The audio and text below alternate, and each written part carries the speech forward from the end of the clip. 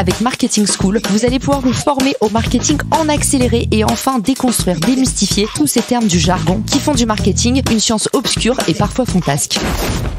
Bonjour à tous, bienvenue dans l'épisode du jour, votre leçon marketing aujourd'hui. Le mot du jour est inbound marketing, aussi appelé inbound, à bannir absolument.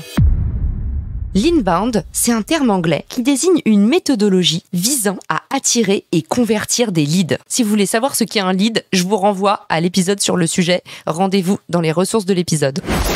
L'idée ici, c'est tout simplement de convertir le visiteur d'un site en client. Quand l'inbound est une méthodologie globale qui vise à créer une expérience pour construire et renforcer le lien entre l'acheteur et le vendeur, le content marketing, lui, est vraiment spécialisé sur le fait de créer et de distribuer le contenu approprié à chaque étape du funnel de vente. Autrement dit, le content marketing, c'est un élément essentiel d'une stratégie d'inbound, mais ce n'est pas son seul composant. Dans l'inbound marketing, on va retrouver l'optimisation du site web. Tout est fait pour inciter à l'action et récolter un maximum de leads. L'optimisation en termes de mots-clés, comme par exemple le SEO, pour être sûr, encore une fois, d'attirer des personnes via les moteurs de recherche et capter ce qu'on appelle les intentions d'achat.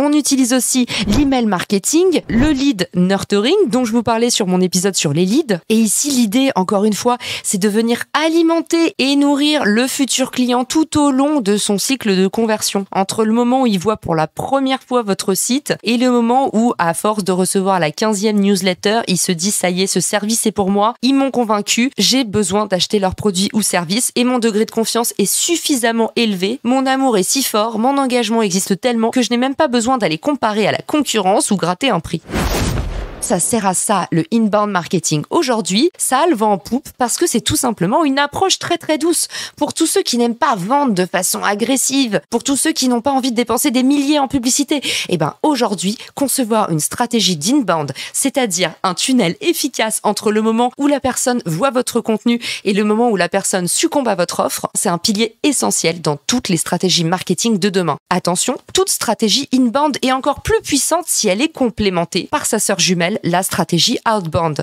Je vous réserve ça pour un prochain épisode. J'espère que vous avez tout compris à ce qu'était l'inbound marketing. Si vous avez un terme un peu zarbi du jargon marketing à m'envoyer, rendez-vous dans ma messagerie LinkedIn. J'en ferai un épisode et je vous dis à très vite pour une nouvelle définition. Ciao!